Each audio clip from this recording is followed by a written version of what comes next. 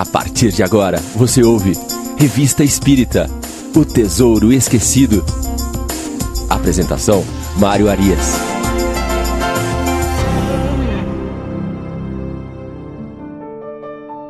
Olá, estamos de volta com mais um Revista Espírita, O Tesouro Esquecido.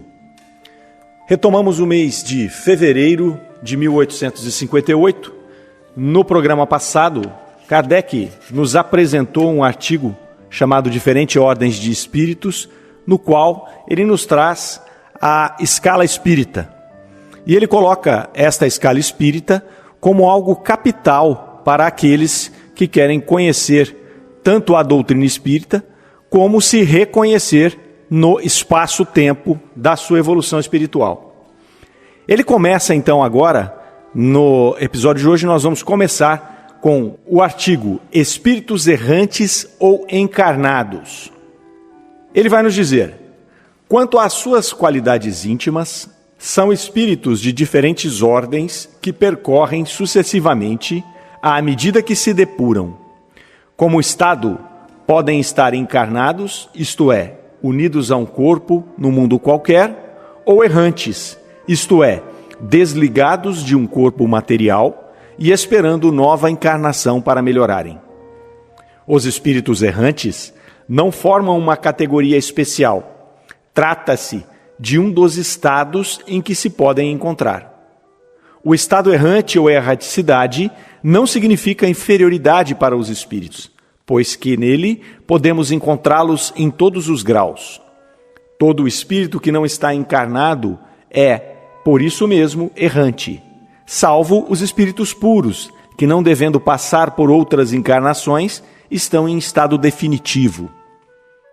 Sendo a encarnação um estado transitório, a erraticidade é realmente o estado normal dos espíritos.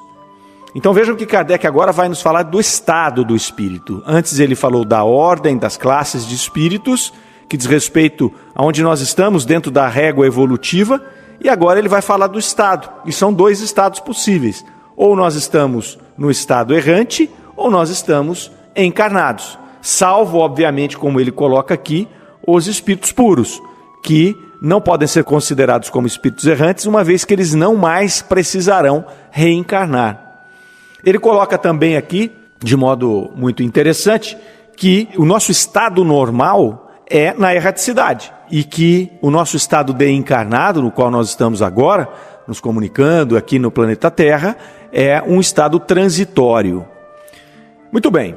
Depois Kardec vai fazer uma sequência de 3 artigos, onde ele vai descrever fenômenos físicos, e no 3º artigo ele faz um fechamento muito interessante, que vai nos mostrar por que ele encadeou desta forma esses artigos, como ele os escolheu e de que forma. Kardec, antes de mais nada, era um pedagogo, tinha uma didática fantástica para poder se expressar e para poder ensinar.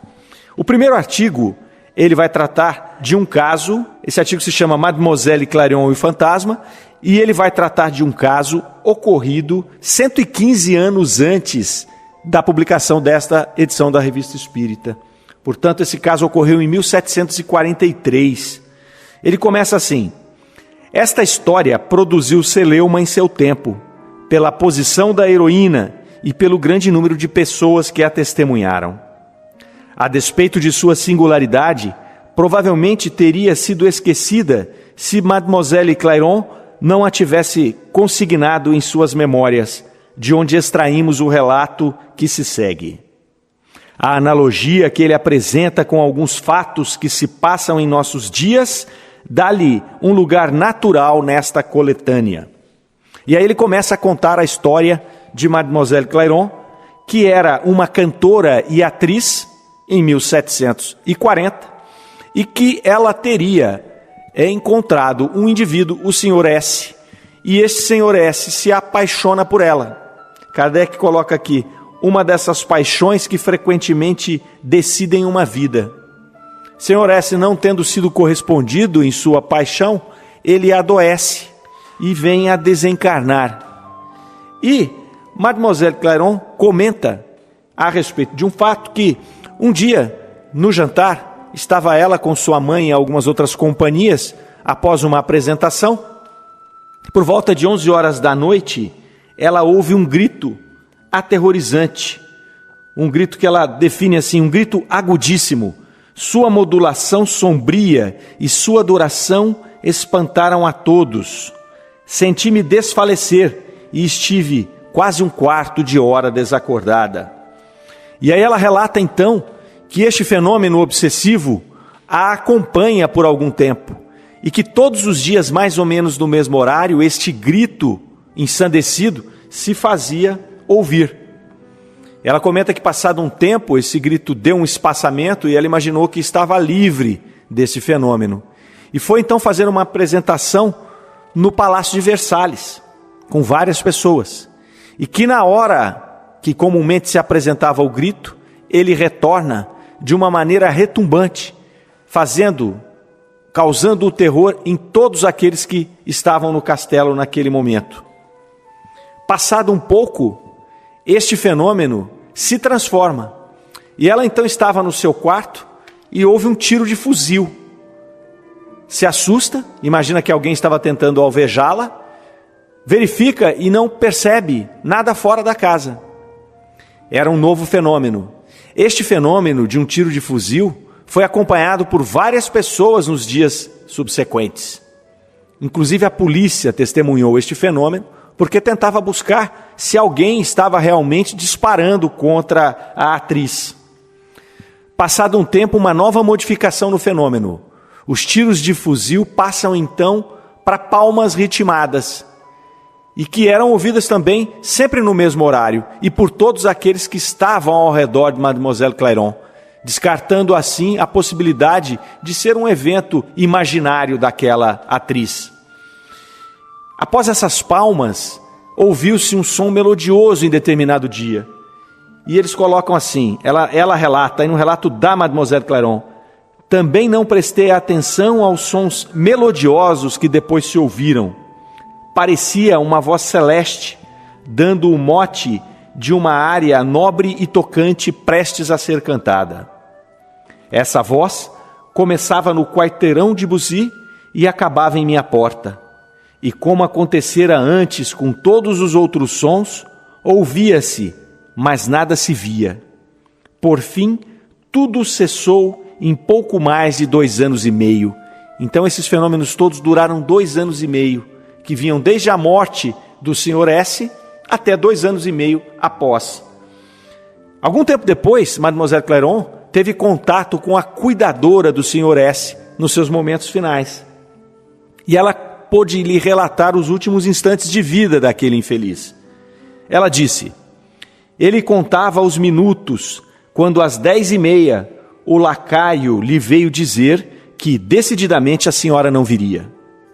Depois de um momento de silêncio, tomou-me a mão num impulso desesperado que me apavorou e disse: que cruel, nada ganhará com isso. Eu a perseguirei, tanto depois de morto, quanto a persegui em vida. Procurei acalmá-lo, mas ele estava morto. O Sr. S. havia pedido a Mademoiselle Clairon que o visitasse nos seus momentos finais. E ela, por conta dos seus afazeres, não deu importância a este pedido, o que causou nele esta extrema revolta no momento do desencarne. Então Kardec vai nos mostrar, ao final desse artigo, o que ocorreu dentro deste processo obsessivo. E ele demonstra uma grande similaridade, como ele disse lá no primeiro parágrafo do artigo, entre este fato ocorrido 115 anos antes e os fatos que estavam sendo observados naquele momento, dentro da doutrina espírita que Kardec codificava. Ele vai mostrar que esse processo obsessivo, ele teve 3 etapas. A primeira etapa foi a etapa de grande revolta do espírito, que ao desencarnar jurou acompanhar aquela pessoa que o havia feito mal no seu entendimento, e com esta revolta muito grande começa a se ouvir os gritos de desespero, de revolta. Passado um certo tempo, esta revolta muda de tom e passa a ser demonstrada através do tiro de fuzil. Era como se aquele espírito quisesse agora levar aquela pessoa para o seu lado, ainda exprimia uma revolta, mas já não era mais aquele desespero do grito. Ele ainda estava revoltado, mas ele queria agora atingi-la, matá-la, alvejá-la. Um pouco mais à frente, provavelmente esse espírito toma consciência da sua condição e toma consciência que aquele processo obsessivo não lhe iria o levar a lugar algum. E aí passa para as palmas, como que ovacionando aquela pessoa que ele tanto havia amado na sua experiência carnal. Passando depois para aquele som melodioso, aquela música que demonstra que esse espírito, já uma vez reconhecendo todo aquele processo, se despede daquela que ainda nutria grande admiração e grande amor. E aí segue seu caminho. Então vejam que interessante, um processo obsessivo desenhado em todas as suas etapas, e são etapas que muito comumente nós vemos nos processos obsessivos que podemos observar, seja na Revista Espírita, seja em qualquer outra obra, seja nos nossos trabalhos em casas espíritas, aqueles que frequentam essas casas e frequentam essas reuniões. O processo é sempre o mesmo. Segue mais ou menos uma linha, uma revolta, uma perturbação, depois transforma-se somente na revolta, depois vem o esclarecimento, depois o espírito segue seu caminho. É assim, e esses processos são mais ou menos longos, podem ser influenciados por alguma ação da nossa parte, utilizando os nossos conhecimentos espíritas, ou não, como no caso aqui de Mademoiselle Clarion, esse processo se deu naturalmente. Provavelmente esse espírito foi acompanhado, foi induzido, ajudado, auxiliado no plano espiritual. Mas não houve, neste caso, nenhuma influência de algum dos indivíduos encarnados ali naquele momento. Até porque não havia conhecimento espírita naquele momento, em 1747. Muito bem, o próximo artigo, Kardec vai falar a respeito do isolamento dos corpos pesados. O que é o isolamento dos corpos pesados? É a levitação. É você fazer com que um corpo pesado se isole do chão. Ele começa assim: o movimento imprimido aos corpos inertes pela vontade é hoje de tal modo conhecido que seria quase pueril relatar fatos no gênero. Já o mesmo não acontece quando o movimento é acompanhado por fenômenos menos vulgares, como, por exemplo, o de sua suspensão no espaço. Embora os anais do Espiritismo citem numerosos exemplos, esse fenômeno apresenta tal derrogação das leis da gravidade que é naturalíssima a dúvida dos que a testemunham.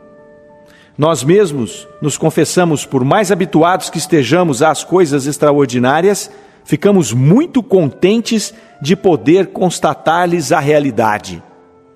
Então aqui Kardec coloca que esse fato era muito interessante porque ele ia contra a lei da gravidade. Os fenômenos de arrastamento, por exemplo, aqueles fenômenos de arrastamento de copo, eles eram mais comuns e assim as pessoas muitas vezes achavam que não eram tão estranhos, porque poderia ser algo magnético, talvez uma energia que era imposta de uma pessoa ou de um grupo sobre um objeto, poderia ter aquela capacidade de fazer ele se arrastar de um lado para o outro. Mas levantar um objeto, sobretudo um objeto pesado como uma mesa, aí já era outra história, aí já era uma derrogação de uma lei natural, que era a lei da gravidade.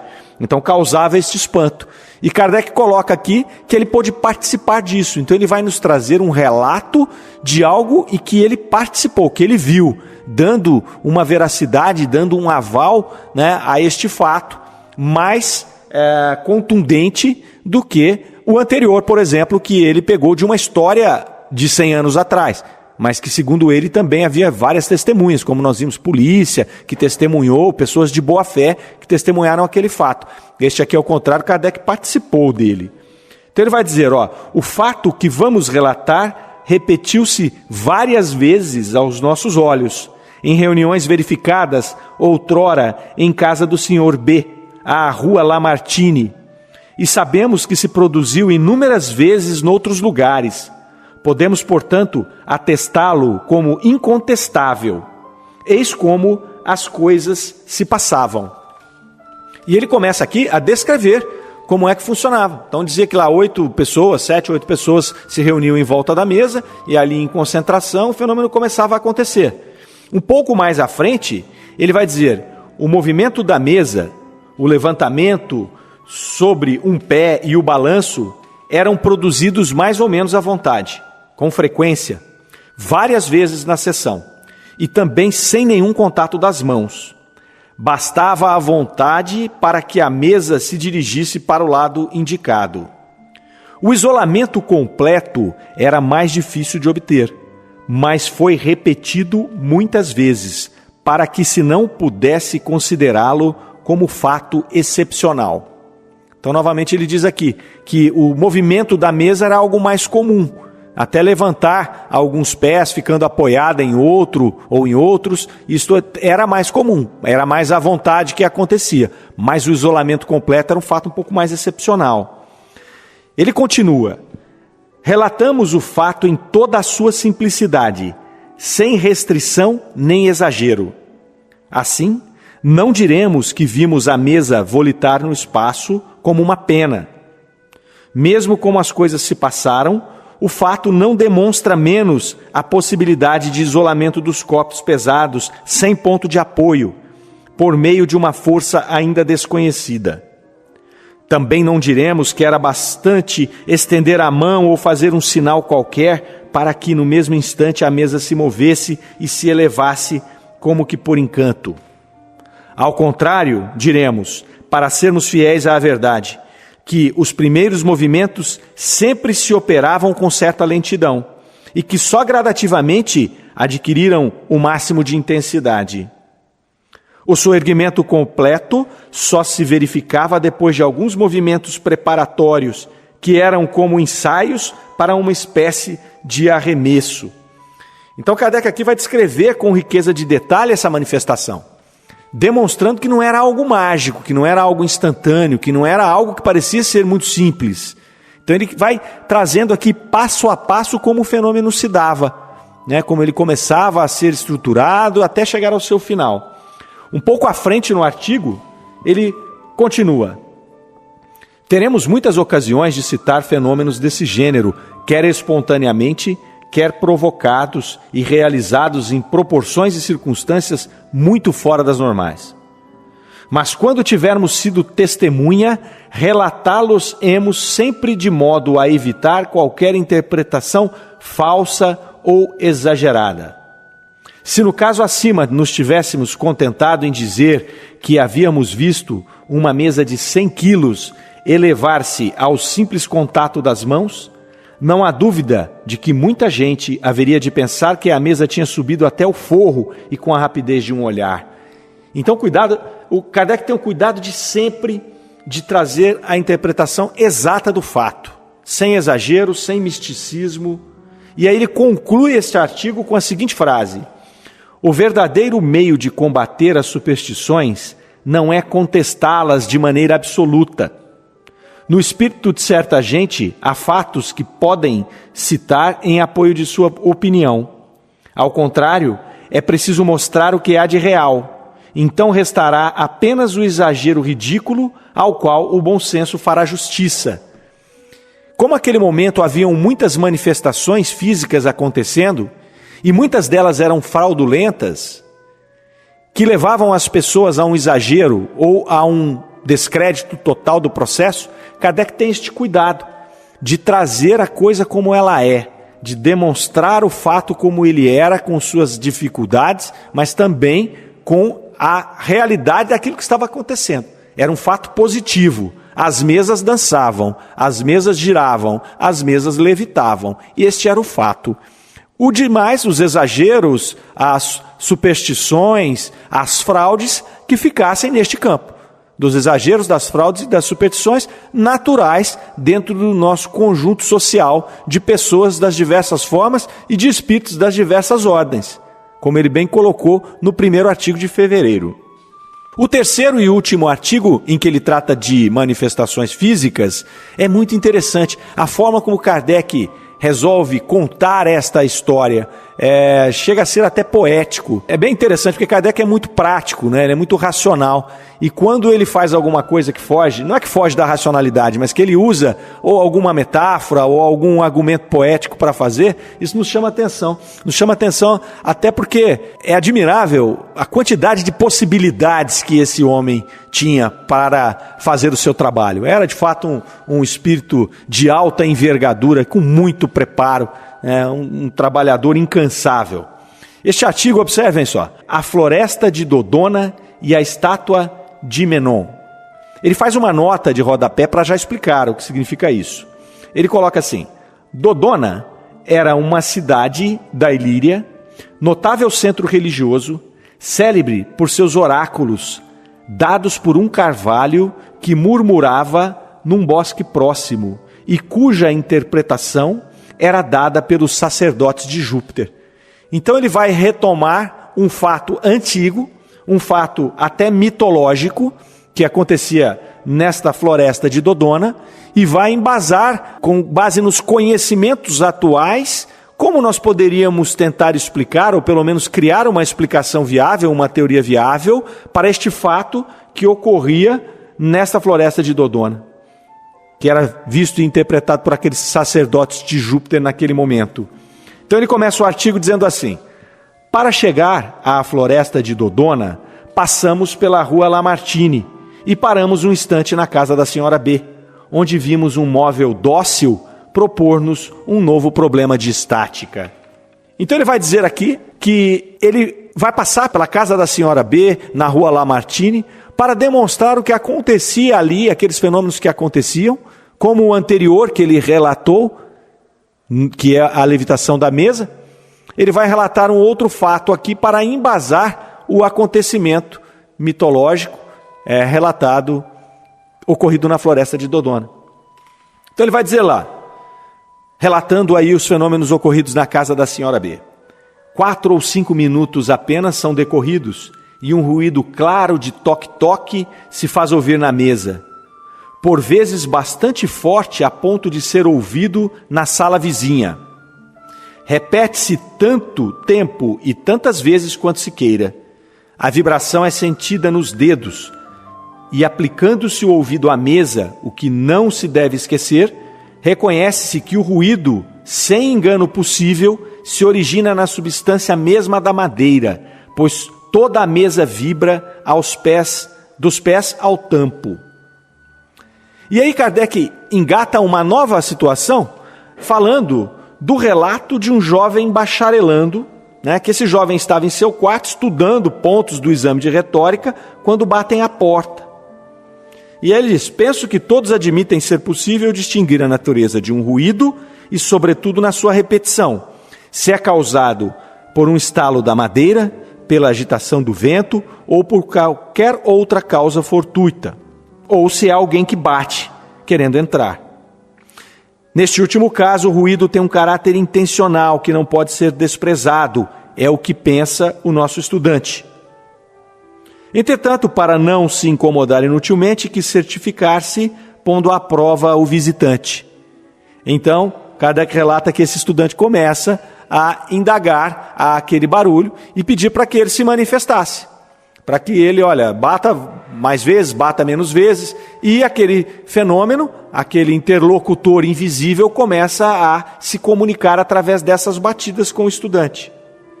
E o estudante conclui um pouco mais à frente: esse barulho obedece às minhas ordens, portanto, a causa que o produz me compreende.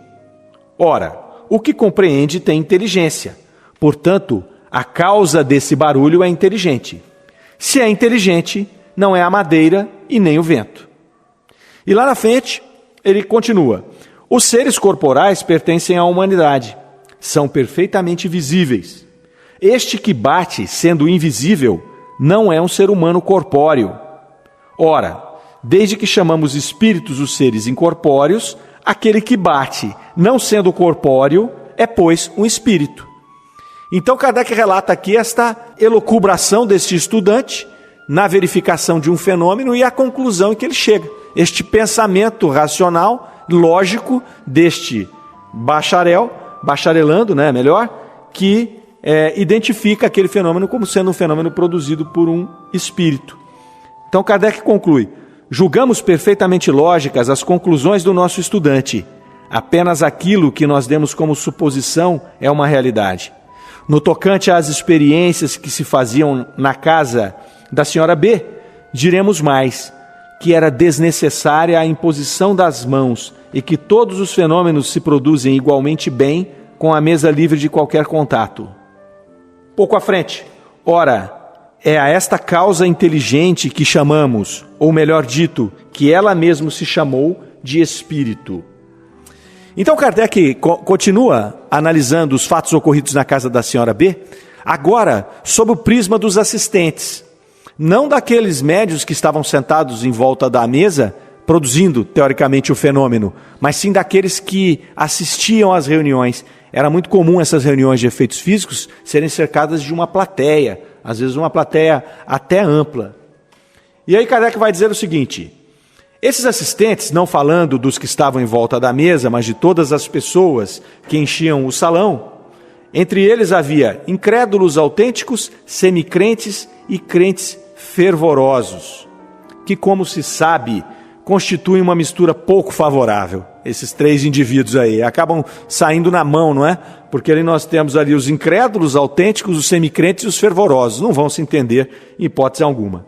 E aí Kardec coloca: aos primeiros, que são os incrédulos, nós os deixamos à vontade, esperando que a luz se fizesse para eles. Seu raciocínio muito menos prolixo que o do nosso estudante, geralmente pode ser assim resumido: eu não creio em espíritos, portanto não podem haver espíritos. E desde que não são espíritos é um truque. Tal suposição os leva a admitir que a mesa teria um maquinismo, à maneira de Robert Rodin. Então aqui Kardec já coloca que para o descrente, para o incrédulo, não adianta o argumento, né? Ele não vai acreditar mesmo, porque uma vez que ele não acredita em espírito, não pode ser espírito. E aí, não podendo ser espírito, tudo é um truque. E aí Kardec já coloca um argumento primário para eles, e é o único que ele coloca, dizendo o seguinte: se é um truque, se a mesa tem um maquinismo, todas as mesas têm que ter um maquinismo. Não é? Por quê? Porque esse fenômeno não é um privilégio daquela mesa da senhora B. Ele acontecia por toda a Europa e por todo o planeta. Então todas as mesas tinham mecanismos, né? É pouco provável que isso acontecesse. Aí ele passa a falar dos semicrentes.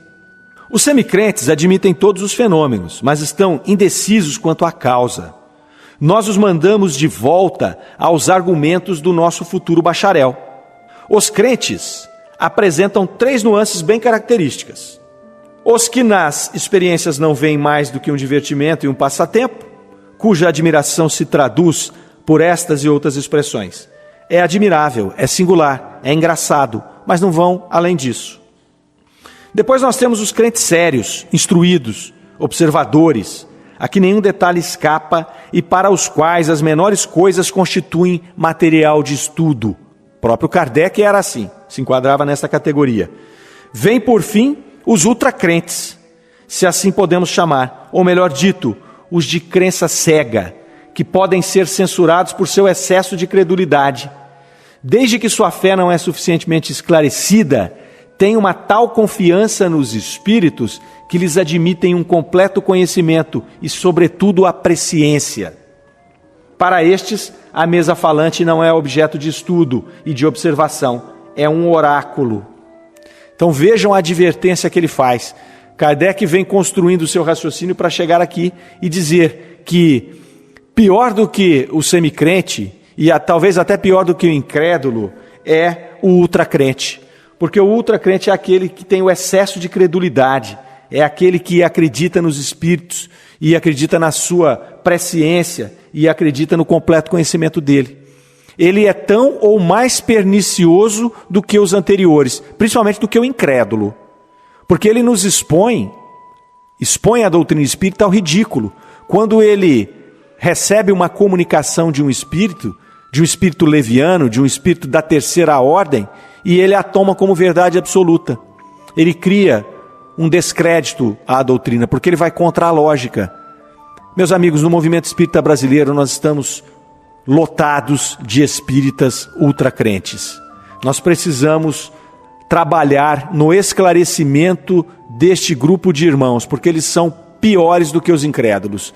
Eles dão munição para os incrédulos olharem e dizerem: olha, vocês estão vendo o que essas pessoas acreditam? Eles são tolos. Então esse é o nosso trabalho fundamental. Nós temos que estudar, nós temos que nos aprofundar para que não sejamos ultracrédulos, para que possamos avaliar a mensagem dos espíritos dentro da sua lógica e a utilizar para o nosso dia a dia, para a nossa reforma íntima.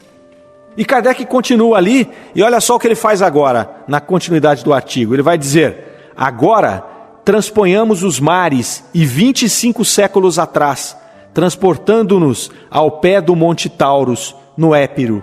Ali encontraremos a floresta sagrada, cujos carvalhos profeciam oráculos.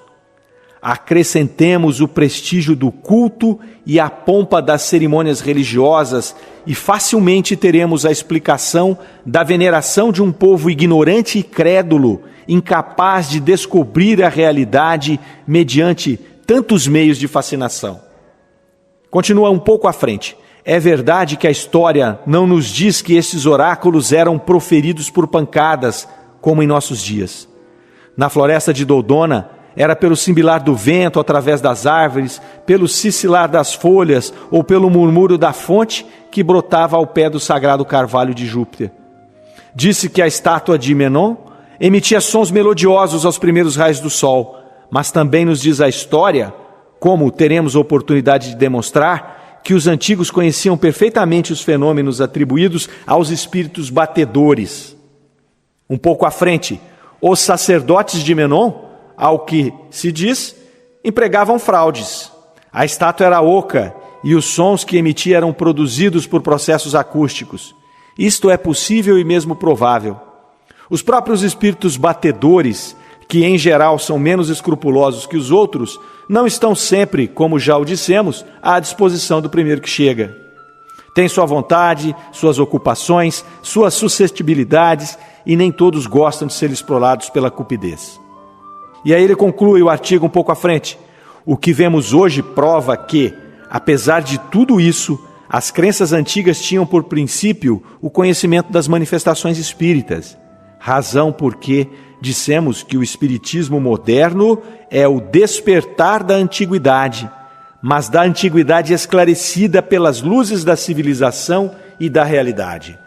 Vejam que artigo admirável de Kardec, onde ele usa a metáfora, a poesia, para poder esclarecer que as comunicações espíritas, elas ocorrem desde a antiguidade, elas podem ser encontradas por um estudioso atento nos vários dos escritos antigos. Ele também nos alerta a respeito dos espíritos batedores, daqueles espíritos de terceira ordem, levianos, que brincam com a nossa credulidade. E ele nos mostra, no conjunto desses 3 artigos, a importância de uma análise racional sobre todas as comunicações mediúnicas, sobre todos os fenômenos e principalmente sobre a doutrina espírita, sob pena de cairmos ao ridículo. Meus caros amigos, estamos aqui encerrando mais um programa. Nós agradecemos a presença de todos. Fiquem com Deus e até a próxima. Você ouviu Revista Espírita, O Tesouro Esquecido.